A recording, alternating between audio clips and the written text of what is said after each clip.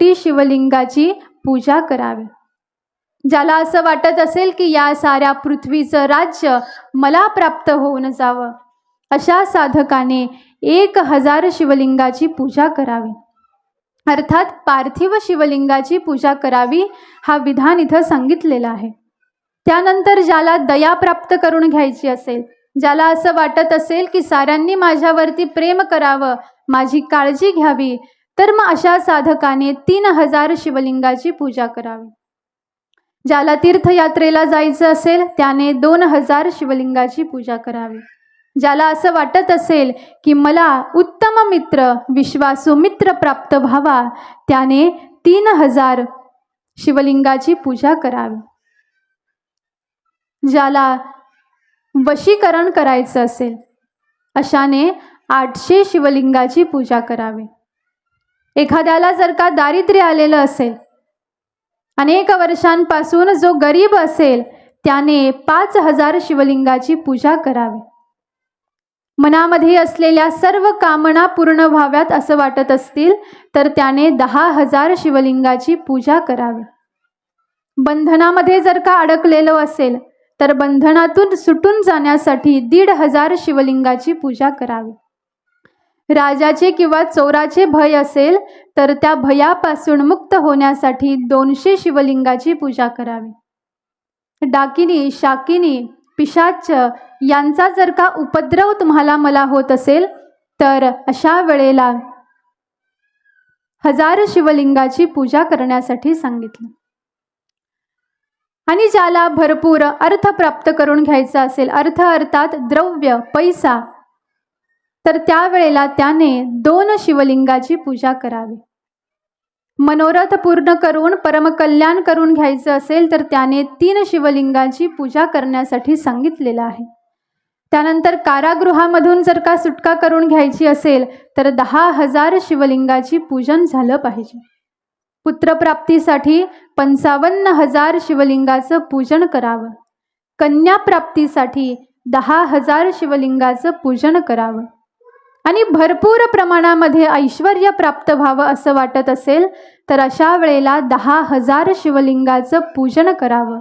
आणि सरते शेवटी ज्याला साक्षात भगवान शंकर प्राप्त करून घ्यायचे असतील अशा साधकाने 1 कोटी पार्थिव शिवलिंगाची पूजा करावी, असं विधान शिवपुराणामध्ये वर्णन करून सांगितलेलं आहे। मग ज्याला जे प्राप्त करून घ्यायचं असेल त्यानं ते प्राप्त करून घ्यावं। आता कुणाला काय लागतंय? एवढे आपण विधी ऐकले, कुणाला काय प्राप्त करून घ्यायचंय? विद्यार्थी असेल त्याला जर का बुद्धी प्राप्त करून घ्यायची असेल तर शिवलिंगाची पूजा करावी। त्यानंतर ज्याला पुत्र हवा असेल, ज्याला धन हवं असेल, ज्याला वस्त्र, ज्याला राज्य, ज्याला तीर्थयात्रा, ज्याला जे काही प्राप्त करून घ्यायचं असेल मग त्याने तशा पद्धतीनं पार्थिव शिवलिंगाचं पूजन करावं।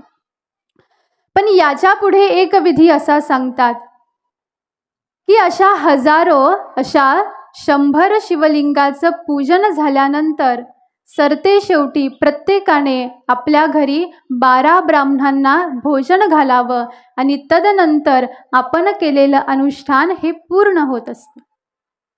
आता इथून पुढे आपल्या श्रवणामध्ये येईल की ज्याला जे प्राप्त करून घ्यायचं असेल त्याने कशा कशा पद्धतीची पूजा करावी। पण केवळ पूजा करून थांबू नये, तर पूजन झाल्यानंतर, ते अनुष्ठान संपन्न झाल्यानंतर 12 ब्राह्मणांना आपल्या घरी जेवण संपन्न करावं, 12 ब्राह्मणांना प्रसाद द्यावा, तदनंतर योग्य ती दक्षिणा दान करावी आणि त्यानंतर आपण केलेलं जे काही अनुष्ठान आहे ते त्यावेळेला पूर्ण होत असतं। अशा पद्धतीनं आता पार्थिव शिवलिंगाची प्रतिष्ठापना किंवा पार्थिव शिवलिंगाचं आवाहन तुम्ही मी केलं। सुंदर आपल्या हाताने शिवलिंग तयार केलेलं आहे। मग ज्याला जे काही हवं असेल त्याने त्या संख्येमध्ये भगवान शंकरांची शिवलिंगाच्या रूपामध्ये पुन्हा एक वेळेला पार्थिव शिवलिंग तयार करावं आणि मग तशा पद्धतीनं पूजन करून ते विसर्जित करावं। त्यानंतर पुढे सांगतात की ज्यांना अजून मनामध्ये काही कामना असतील तर त्या कामना पुष्पार्चनाच्या माध्यमातून, बिल्वार्चनाच्या माध्यमातून आणि जल आदी करून जे रस आहेत ते रस अर्पण करून सुद्धा मनुष्याच्या कामना ह्या पूर्ण होत असतात. म्हणून तुम्हाला मला पूजेमध्ये बिल्वार्चन किंवा पुष्पार्चन करण्याचा विधी सांगितलेला आहे. काल आपण पूजेचा विधी श्रवण केला, त्याच्यामध्ये भगवान शंकरांची ज्यावेळेला पूजा करण्यासाठी तुम्ही मी विराजमान होऊ त्यावेळेला भगवान शंकरांना तुमच्या माझ्याकडून पुष्पार्चन किंवा बिल्वार्चन हे घडलं पाहिजे. बिल्वार्चन अर्थात बिल्वपत्र हे भगवान सांब सदाशिवांना अतिशय प्रिय आहे आणि म्हणून आवर्जून एक तरी बिल्वाचं अर्चन तुमच्या माझ्याकडून भगवान शंकरांना समर्पित झालं पाहिजे. त्यानंतर जेवढे काही पुष्प या मृत्यू लोकामध्ये अस्तित्वात आहेत, जेवढे काही पुष्प तुमच्या माझ्या अंगणात आहेत, पण चाफा आणि केवडा अर्थात केतकी पुष्प हे 2 पुष्प भगवान शंकरांच्या पूजेमध्ये वर्ज सांगितलेले आहेत. आणि हे 2 पुष्प सोडून मग जेवढे काही फुलं असतील त्या फुलांचं अर्चन आपण भगवंतांना करू शकतो. आणि त्याच्यामध्ये सुद्धा मुख्य करून कमळाचं अर्चन, शतपत्राचं अर्चन, शंखपुष्प अर्थात गोकर्ण, कुशपुष्प, धोत्रा, मंदार, द्रोणपुष्प, तुलसीदल आणि बिल्वपत्र यांचं अर्चन हे मुख्य सांगितलेलं आहे. ज्याला धन प्राप्त करून घ्यायची इच्छा असेल त्यांनी कमळ, बिल्वपत्र, शतपत्र आणि शंखपुष्प हे भगवंतांना समर्पित करावे, यांचं अर्चन करावं. आणि मग 1,00,000 फुलं वाहून शिवजींची पूजा केल्याने पापांचा नाश होऊन आपल्याला धन, संपत्ती सहित जेवढ्या काही मनामध्ये इच्छा असतील त्या सगळ्या इच्छा ह्या पूर्ण होतात, प्राप्त होऊन जातात. आणि ज्याच्या मनामध्ये कोणतीही कामना नाही, ज्याला काहीच लागत नसेल, अशाने जरी भगवान शंकरांची पूजा केली तर त्या पूजनाने तो साधक साक्षात शिवस्वरूप होऊन जातो. आणि त्यातल्या त्यात शंखपुष्पांनी केल्या जाणाऱ्या पूजनास विशेष पूजन म्हटलेलं आहे.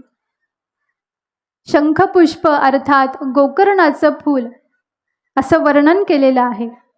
पण तरी सुद्धा ज्यांना जिज्ञासा असेल अशा भाविकांनी पुन्हा एकदा पडताळून पाहावं की शंखपुष्प हे फूल कसं आहे.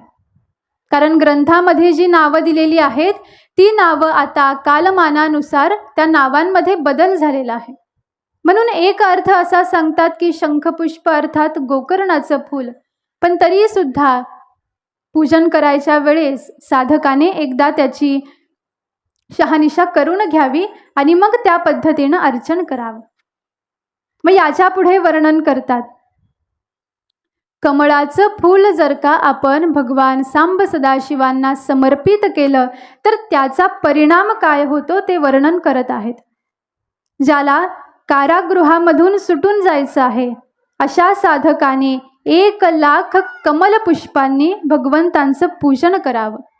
आता इथून पुढे आपण जे वर्णन श्रवण करू ते कमलपुष्पांच्या बाबतीमध्ये आहे. तेवढी जर का त्या संख्येमध्ये जर का कमळाची फुलं तुम्ही मी भगवान शंकरांना अर्पित केली तर त्या प्रकारची प्राप्ती तुम्हाला मला होते. मग ज्याला विद्या प्राप्त करून घ्यायची असेल अशाने 12,000 कमलपुष्पांचं अर्चन करावं. ज्याला वाहन अर्थात गाडी मला प्राप्त व्हावी असं वाटत असेल तर त्याने 1,000 कमलपुष्पांचं अर्चन करावं. सर्व कार्यांमध्ये यश मला प्राप्त व्हावं असं वाटत असेल तर त्यावेळेला 10,00,000 कमलपुष्पांचं अर्चन करावं. मोक्ष प्राप्ती करून घ्यायची असेल तर 5 कोटी कमलपुष्पांचं अर्चन करावं. आणि मग अशा पद्धतीनं स्वतःची कार्यसिद्धी करून घेण्यासाठी विविध संख्येमध्ये कमळाची फुलं तुम्हाला मला अर्पण करण्यासाठी सांगितलेली आहे. कमळाच्या फुलानंतर दर्भ दर्भसुद्धा भगवान शंकरांना वाहण्यासाठी चालतो. शिवजींना जर का 1,00,000 दर्भ वाहिला तर पूजकाला मोक्ष प्राप्त होतो. त्यानंतर 1,00,000 दुर्वा जर का वाहिली तर आयुष्य वाढतं. धोत्र्याची जर का 1,00,000 फुलं वाहिली तर अशा साधकाला पुत्रप्राप्ती होते. आणि त्यातल्या त्यात शिवपूजनामध्ये लाल देठाचं जे धोत्र्याचं फूल आहे ते शुभ मानलेलं आहे. अगस्त्याची 1,00,000 फुले जर का वाहिली तर तुम्हाला मला यश प्राप्त होईल. 1,00,000 तुलसीपत्र वाहिल्याचा परिणाम भोग आणि मोक्ष या दोघांची प्राप्ती होत असते. 1,00,000 रुई, 1,00,000 पांढरा आघाडा व 1,00,000 श्वेत कमळ जर का आपण भगवंतांना वाहिलं तर त्याचा परिणाम मोक्ष प्राप्त होतो. 1,00,000 जास्वंदीची पांढरी फुले वाहण्यानं शत्रूंचा नाश होतो. 1,00,000 कन्हेराचे पुष्प वाहिल्याने सर्व रोगांमधून आपली सुटका होऊन जाते. 1,00,000 बंदूक पुष्प वाहिल्याचा परिणाम आपल्याला आभूषणांची अर्थात अलंकाराची प्राप्ती होते. आणि अलंकार तर आपल्या साऱ्यांना अतिशय प्रिय आहेत, स्त्रीचा दागिना. आणि म्हणून ज्याला ते प्राप्त करून घ्यायचं असेल त्याने अशा पद्धतीनं बंदूक पुष्पाचं अर्चन करावं. त्यानंतर 1,00,000 चमेलीची फुलं वाहिल्यानंतर वाहनाची प्राप्ती होते. आळशीच्या फुलांनी महादेवांचं पूजन केलं तर भगवान विष्णूंना तो प्रिय होतो. शमीपत्रांनी पूजन केलं तर मोक्ष प्राप्ती होते. मोगरा आणि पांढरी जाई अर्पण केल्याने शुभ लक्षणी पत्नी प्राप्त होते. जुईची फुले वाहण्याने घरात कधीही अन्नाची कमतरता पडत नाही.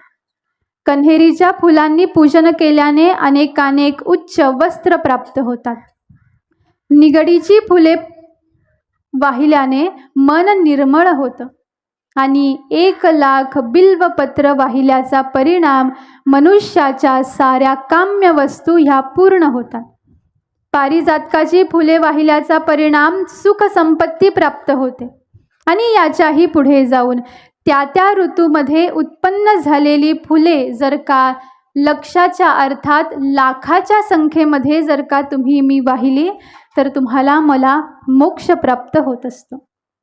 राईच्या फुलांनी जर का भगवान शंकरांचं पूजन केलं तर शत्रूचा नाश होतो. आणि तीच राईची फुलं जर का लक्ष स्वरूपामध्ये लक्ष संख्येमध्ये जर का अर्पण केली तर त्याचा परिणाम अनंतपटीनं फल तुम्हाला मला प्राप्त होत असतं. असा अर्चनाचा विधी सांगितलेला आहे. असं अर्चनाचं फल वर्णन केलेलं आहे. आता यापुढे असं वर्णन करतात की भगवान शंकरांना तांदूळ जर वाहिले तर लक्ष्मीची वृद्धी होते. पण तांदूळ कसे असायला पाहिजेत? तांदूळ अखंड पाहिजे. आणि ते अर्पण करत असताना भक्तिभावाने अर्पण करावे. रुद्रप्रधान मंत्रांनी शिवलिंगाची पूजा करावी.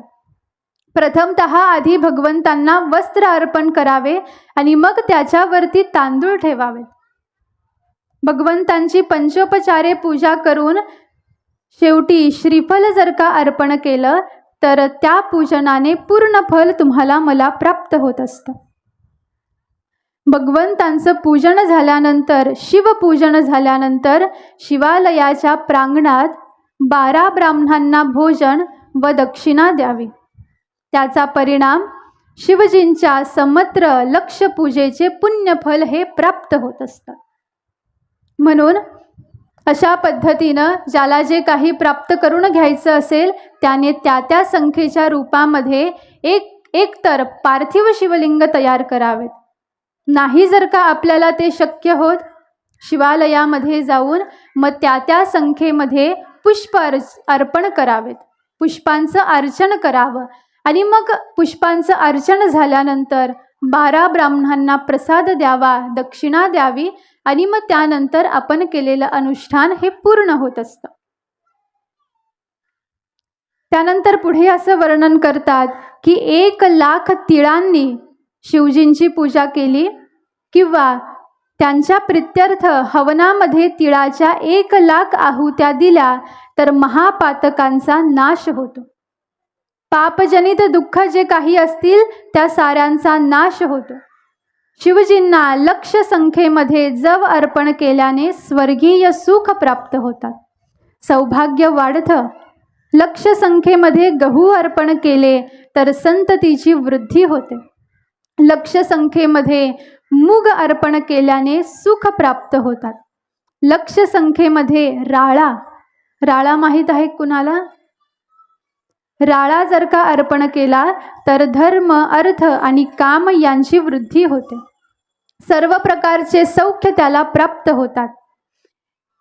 1,00,000 संख्येमध्ये राई अर्थात मोहरी अर्पण केल्याने शत्रूचा नाश होतो. आणि याच्या पुढे असं वर्णन करतात की जेव्हा शिवजींना लक्ष संख्येत आपण काही अर्पण करण्याचा संकल्प करू तेव्हा 12 ब्राह्मणांना अवश्य भोजन द्यावे. शमीपत्रांनी उत्तम सजावट करून शिवजींची पूजा करावी व सर्व प्रकारची उत्तम फळे व सर्व प्रकारची सुखे अशा साधकाला त्या पूजनाने प्राप्त होते. आणि शेवटी एक वर्णन करतात की ज्याला साक्षात भगवान शंकर हवे असतील त्याने निष्काम भावनेनं भगवंतांची पूजा करावी, की ज्याचं चिंतन मी काल श्रवण केलं. आणि केवळ भगवंतांना पुष्पांचंच अर्चन करावं, धान्याचंच अर्चन करावं असं नाही, तर ज्याला शक्य असेल त्याने भगवंतांना त्या संख्येमध्ये जलधारा जरी समर्पित केली तरी सुद्धा त्याला हव्या असलेल्या वस्तू, त्याला हव्या असलेल्या गोष्टींची प्राप्ती त्याला होत असते. एखादा मनुष्य हा तापाने पीडित असेल, त्याला ज्वर जर का झालेला असेल तर त्या ज्वराच्या शांतीसाठी शिवजींवरती जलधारा धरणे हे केव्हाही शुभकारक सांगितलेलं आहे. घरामध्ये जर का एखादा आजारी व्यक्ती असेल, एखाद्याला जर का ताप आलेला असेल, असा ताप की कितीही उपचार केले तरी सुद्धा तो ताप काही शमण्यासाठी तयार नाही, मग अशा वेळेला साधकाने भगवंतांच्या पिंडीवरती जलधारा अर्पण करावी. जलधारा धरल्यावर शतरुद्रीय मंत्र, 11 रुद्र मंत्र, पुरुष सूक्त, रुद्र सूक्त, महामृत्युंजय मंत्र, गायत्री मंत्र किंवा शिवनाम मंत्र यांचा जप करावा. जलधारा जर का तुम्हाला मला समर्पित करण्यासाठी सांगितलेली आहे तर जलधारा समर्पित करत असताना भगवान शंकरांच्या अष्टकांचं गायन करावं. पुरुष सूक्ताचं गायन तुमच्या माझ्याकडून झालं पाहिजे. महामृत्युंजय मंत्राचं गायन करावं, गायत्री मंत्राचं गायन करावं किंवा शिवनाम मंत्राचं गायन केलं, जप केला, त्याचा जर का पाठ केला तर मग त्या पद्धतीनं तुम्हाला मला ते भोग प्राप्त होत असतात. अशा पद्धतीनं हे जलधारेचं महात्म्य या ठिकाणावरती वर्णन केलेलं आहे. केवळ जलधारा अर्पण करावी का असं नाही. जो बुद्धिहीन आहे, ज्याला बुद्धी नाही, अशा मनुष्याने भगवान शंकरांना शर्करा मिश्रित दुग्धधारा अर्पण करावी. अर्थात दुधामध्ये साखर घालावी आणि असं साखरेनं युक्त असलेलं दूध भगवान शंकरांना अर्पण करावे. आणि अशा पद्धतीनं जर का भगवान शंकरांची पूजा केली तर त्या मनुष्याला बृहस्पतीसारखी उत्तम बुद्धी प्राप्त होत असते. आणि शिवमंत्राचा 10,000 जप पूर्ण होईपर्यंत शिवलिंगावर दुधाची सतत धार धरली पाहिजे. ज्याला दुधाची धार धरायची असेल अशा साधकाने शिवमंत्राचा 10,000 जप पूर्ण होईपर्यंत ती धार धरावी. त्यानंतर ज्या मनुष्याचे मन उदास राहत असेल, ज्याला जगण्याचा उबग आलेला असेल, कुठूनही प्रेम प्राप्त होत नसेल, घरामध्ये जर का सारखीच भांडणं असतील तर त्यावेळेला सुद्धा 10,000 संख्येमध्ये मंत्राचा जप करून भगवंतांवरती गोड दुधाची धार धरायला सांगितली. अशा पद्धतीनं जर का पूजन केलं तर त्याच्या पुण्य प्रभावाने सर्व प्रकारची दुःख मनुष्याची नष्ट होऊन जातात. त्याच्या पुढे सुगंधी तेलाची धारसुद्धा उत्तम सांगितलेली आहे. तेलाची धारसुद्धा आपण भगवंतांवरती धरू शकतो. त्यानंतर राईच्या तेलाच्या धारेने शत्रूंचा नाश होतो. मधाच्या धारेने ज्याला क्षयरोग प्राप्त झालेला आहे तो बरा होतो. उसाच्या रसाच्या धारेने आनंद प्राप्त होतो. आणि गंगाजलाच्या धारेने भोग आणि मोक्ष या दोघांची प्राप्ती त्या साधकाला प्राप्त होत असते. आणि ह्या साऱ्या काही धारा भगवान शंकरांच्या मस्तकावरती धरत असताना 10,000 वेळेला शिवमंत्राचा जप करण्यासाठी तुम्हाला मला सांगितलेला आहे. या ठिकाणावरती नाही आपण जलधारा वाहू शकत, आपण शिवमंत्राचं गायन तर करू शकतोच ना. मग नाही जर तुमच्या माझ्याकडून काही शक्य होत, मग अशा वेळेला केवळ शिवमंत्राचं गायन तुमच्या माझ्याकडून झालं पाहिजे. आता काही क्षण आपण शिवमंत्राचं गायन करू आणि मग तिथून पुढे पुढच्या कथेला आरंभ करू. शौनकांनी प्रश्न विचारलेला होता, पार्थिव शिवलिंगाचं महात्म्य सांगा. त्यावेळेला वर्णन केलं कशा पद्धतीनं पार्थिव शिवलिंग तयार करावं. ज्याला जी मनामध्ये इच्छा असेल त्या पद्धतीनं त्या संख्येमध्ये शिवलिंग तयार करावं. त्यानंतर त्याची पंचोपचारे किंवा षोडशोपचारे पूजा संपन्न करून मग ते विसर्जित करावं. अशा पद्धतीनं त्या संख्येमध्ये जर का तुम्ही मी ते तयार केलं तर तसे तसे भोग किंवा त्या गोष्टीची प्राप्ती तुम्हाला मला होत्या. आता कुणाच्या लक्षात राहिलं का किती संख्या सांगितलेली आहे? नाही. मग ज्याला इच्छा असेल अशा साधकाने पुन्हा एक वेळेला शिवपुराण उघडून पाहावं आणि मग त्या पद्धतीनं आपली साधना किंवा आपली पूजा करावी. हे झालं पार्थिव शिवलिंगाच्या बाबतीत. पण आपल्याकडून एवढं होणार नाही. एवढे हजार, एवढे कोटी, एवढे पार्थिव शिवलिंग आपल्याकडून तयार होणार नाही. मग प्राप्त असलेली वस्तू, काम्य वस्तू कशी प्राप्त करून घ्यावी? मग त्यावेळेला एक सोपा उपाय सांगितला की मग तुम्ही विशिष्ट संख्येमध्ये जर का पुष्पांचं अर्चन केलं तरी सुद्धा ती काम्य वस्तू तुम्हाला मला प्राप्त होते. नाही पुष्पांचं अर्चन घडलं हरकत नाही, जलधारेचं अर्पण करावं. पण जलधारा भगवंतांच्या मस्तकावरती समर्पित करत असताना 10,000 शिवमंत्राचा जप तुमच्या माझ्याकडून होणं हे अनिवार्य आहे. 10,000 मंत्राचा जप झाल्याशिवाय जलधारा पूर्ण होत नाही. किंवा असं म्हणू आपण की जी इच्छा आहे ती इच्छा पूर्ण होत नाही.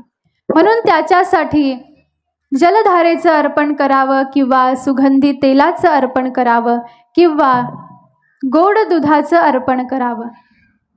पण ते अर्पण करत असताना 10,000 वेळेला शिवमंत्राचं जप तुमच्या माझ्याकडून झाला पाहिजे. आणि मग अशा पद्धतीनं जर का तुम्ही मी केलं, अशा पद्धतीनं जर का पूजाविधी संपन्न केली तर मग जे हवं असेल ते प्राप्त होऊन जातं.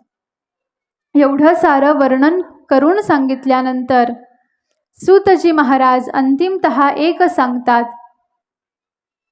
की ज्याला हे सारं काही प्राप्त करून घ्यायचं असेल त्याने जर का शिवजींची पूजा केली, तशा पद्धतीनं जर का अर्चन केलं, पूजन केलं तर त्याला त्या गोष्टीची प्राप्ती होऊ शकते. पण भगवान शंकरांची कृपा मात्र त्याच्यावरती नाही होऊ शकणार. एखाद्याला धन हवं असेल तर तो जे काही पूजन करेल, जे काही अर्चन करेल ते सारं काही धनासाठी करेल. भलेही ते भगवान शंकरांच्या चरणावरती जाऊन पडेल, पण त्याचा परिणाम भगवान शंकर तुमच्या माझ्यावरती प्रसन्न होणार नाही. तर जे काही हवं असेल ते देऊन टाकतील, पण ते प्रसन्न होणार नाही.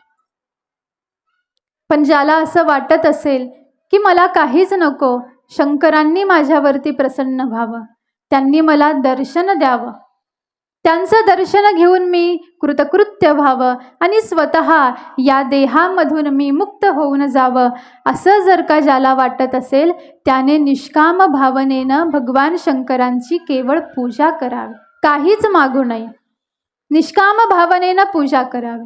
निष्काम भावनेनं फुलांचं अर्चन करावं, बिल्वाचं अर्चन करावं, नाना प्रकारच्या पानांचं अर्चन करावं, जलधारा समर्पित करावी.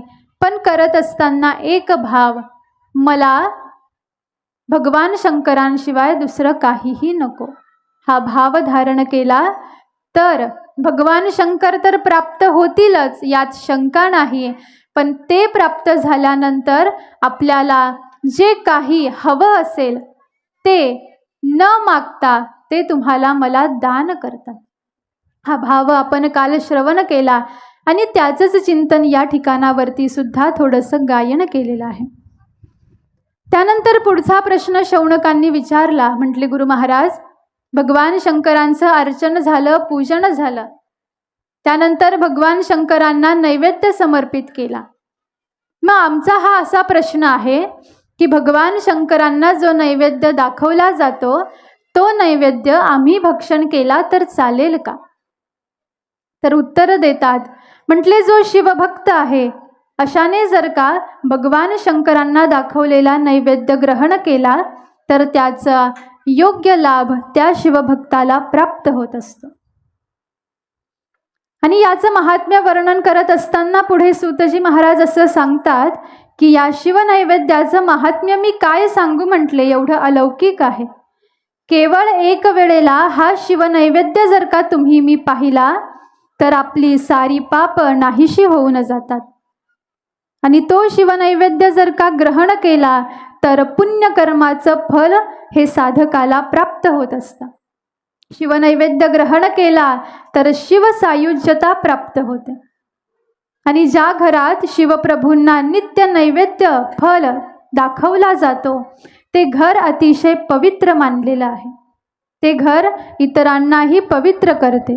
म्हणून ज्या ज्या वेळेला शिवनैवेद्य तुम्हाला मला प्राप्त होईल त्या त्या वेळेला मस्तक झुकवून विनम्र भावनेनं तो नैवेद्य स्वीकारावा आणि शिवांचं स्मरण करत तो भक्षण केला पाहिजे.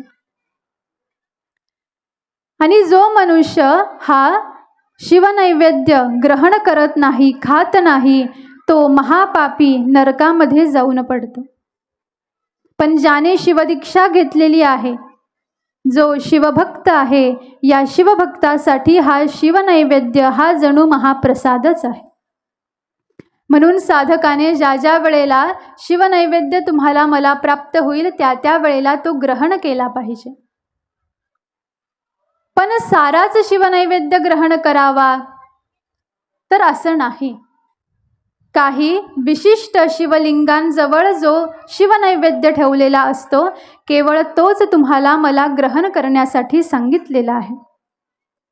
की ज्याच्यामध्ये ज्या शिवस्थानावरती चंडांचा अर्थात भूत पिशाच इत्यादिकांचा अधिकार आहे त्या ठिकाणावरचं शिवनिर्माल्य किंवा शिवप्रसाद सर्वसामान्यांनी अर्थात तुम्ही मी ग्रहण करू नये. पण ज्या ठिकाणावरती भूतपिशाचांचा अधिकार नाही त्या ठिकाणावरील शिवनिर्मल्य, त्या ठिकाणावरील शिवनैवेद्य हा तुम्ही मी आवर्जून ग्रहण केला पाहिजे. मग कोणत्या ठिकाणावरती भूतपिशाचांचा अधिकार नसतो तर वर्णन करतात जे बाणलिंग आहे, जे लोहनिर्मित लिंग आहे, अर्थात जे सुवर्णाचं आहे, जे चांदीचं आहे किंवा पाऱ्याचं आहे, असे जे धातू निर्मित शिवलिंग आहेत त्यांच्याजवळ असलेला शिवनैवेद्य हा तुम्ही मी ग्रहण केला पाहिजे. त्यानंतर जे सिद्धलिंग आहे, अर्थात एखाद्या सिद्ध महापुरुषाने ज्या शिवलिंगाची स्थापना केलेली आहे किंवा ज्याच्या आराधनेने कोणाला तरी सिद्धी प्राप्ती झालेली आहे, अशा सिद्ध शिवलिंगाजवळ असलेला शिवनैवेद्य हा तुम्ही मी ग्रहण करावा. त्यानंतर जे स्वयंभू शिवलिंग आहे या लिंगांमध्ये सुद्धा चंडाचा अधिकार नसतो.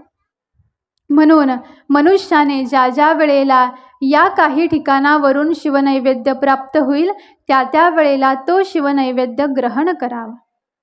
आणि याच्याही पुढे असं सांगतात की जो मनुष्य शिवलिंगाला विधिवत स्नान घालतो आणि त्यानंतर त्या स्नानाच्या जलाने 3 वेळेला जर का त्याने आचमन केलं, अर्थात 3 वेळेला जर का त्याने त्या जलाचे घोट प्राशन केले, तर त्याची कायिक, वाचिक आणि मानसिक अशी त्रिविध पापे नष्ट होऊन जातात. शिवनैवेद्य किंवा शिवजींना अर्पण केलेले पान, फूल, फळ, जल इत्यादी पदार्थ जे काही ठिकाणावरती अग्राह्य असले, तर अशा वेळेला शाळीग्राम शिलेला त्या नैवेद्यांचा स्पर्श करावा आणि त्याच्यानंतर मग ते ग्रहण करण्यासाठी सांगितलं. आणि अशा पद्धतीनं ज्याला ज्याला इच्छा असेल अशा साधकाने किंवा ज्याला त्याच्या महत्भाग्याने शिवनैवेद्याची जर का प्राप्ती झाली, तर त्याने मनामध्ये कोणत्याही प्रकारची शंका न येऊ देता अतिशय आनंदामध्ये प्रसन्नतेने तो शिवनैवेद्य ग्रहण करावा. आणि शिवनैवेद्य ग्रहण केल्याचा परिणाम अनेकानेक सुख साधकाला प्राप्त होतात, पुण्य प्राप्त होतं. अशा पद्धतीनं सूतजी महाराजांनी शौनकांना हा पूजेचा सारा विधी या ठिकाणावरती वर्णन करून सांगितलेला आहे की ज्याच्यामध्ये शिवलिंगाचे प्रकार सांगितले, ज्याच्यामध्ये शिवलिंगाचे प्रकार सांगितले, पार्थिव शिवलिंगाचा महिमा वर्णन करून सांगितला, विशिष्ट संख्येमध्ये जर का शिवलिंग तयार केले तर होणारा लाभ वर्णन करून सांगितला, आणि त्यानंतर विसर्जित करून ब्राह्मण भोजन देण्यास सांगितलं, दक्षिणा देण्यास सांगितली, आणि तदनंतर केलेलं अनुष्ठान हे पूर्ण होत असतं. नाही एखाद्याकडून पार्थिव शिवलिंग पूजन झालं हरकत नाही, पण शिवालयामध्ये असलेल्या भगवान शंकरांना जर का विशिष्ट संख्येमध्ये पुष्पांचं, रसांचं, तेलाचं, दुधाचं किंवा जलाचं जर का अर्पण घडलं, तर तशा पद्धतीचा लाभ हा साधकाला प्राप्त होत असतो. त्यानंतर नैवेद्याप्रती एक शंका अंतःकरणामध्ये होती, त्या शंकेचं सुद्धा निरसन सूतांनी केलं की ज्याला भगवंतांच्या महत्कृपेनं प्रसाद प्राप्त होईल, त्याने तो प्रसाद अतिशय आनंदामध्ये ग्रहण करावा. अशा पद्धतीनं हा सारा पूजेचा विधी सूतांनी वर्णन करून सांगितलेला आहे. आता पुढचा प्रश्न शौनक ऋषी विचारतात, म्हटले गुरु महाराज, भगवान शंकरांना काय काय आवडतं ते आम्हाला आता तुम्ही सांगा. आता कशा पद्धतीनं सूतजी महाराज याचं वर्णन करून सांगतील. भगवंतांना आवडणाऱ्या प्रिय गोष्टींचा, प्रिय वस्तूंचा महिमा काय आहे, हा सारा कथाभाग तुम्ही मी सुद्धा श्रवण करू उद्याच्या सत्रामध्ये. झालेली सेवा गुरु महाराजांच्या चरणी समर्पित करू आणि देऊ या ठिकाणावरती आजच्या सेवेला पूर्णविराम. नमः पार्वती पतये, हर हर महादेव. आरती घ्या.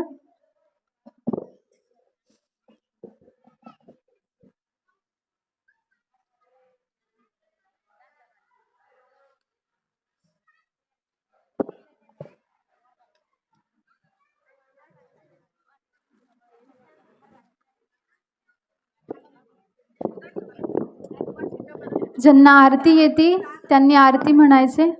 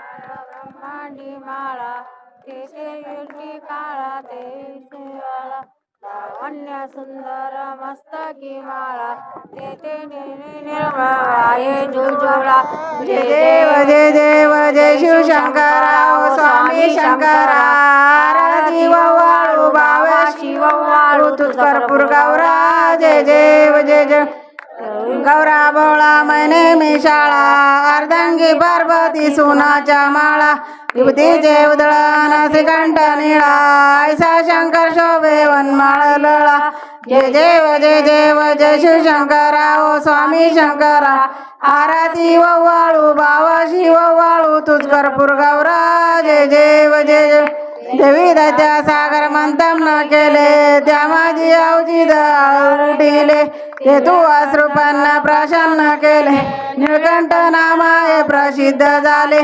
जय देव जय देव जय शिव शंकरा ओ स्वामी शंकरा आरती वाळू बाबा शिव वाळू तुझ कर्पूर गौरा जय देव जय जय व्यग्रंबर पनिबर सुंदर मदनारी पंचांगन मोहन षटकारी षटकोटी जय बीज वाटे उच्चारी रविकुळ टिळक रामदास अंतरी जय देव जय श्री शंकरा हो स्वामी शंकरा आरती ओ वाळू आरती ओ वाळू कर्पूर गौरा जय देव जय देव घालिंग लोटांगण वंदिन चरणा डोळ्याने पाहिन रूप तुझे प्रेमी आलिंगन आनंद पूजन भावे वाळीन म्हणे नाता हरे राम राम राम हरे हरे हरे कृष्णा कृष्णा कृष्णा हरे हरे हरे राम राम राम हरे हरे हरे कृष्णा